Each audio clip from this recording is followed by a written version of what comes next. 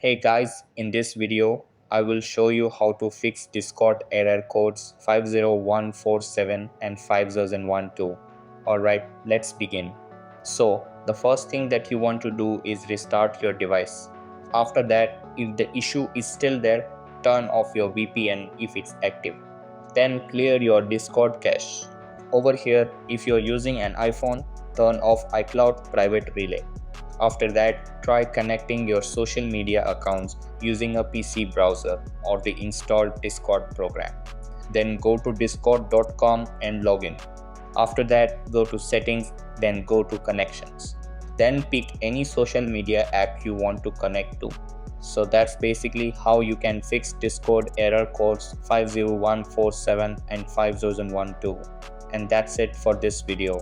If you found this helpful, consider subscribing and giving this a big thumbs up. Thanks.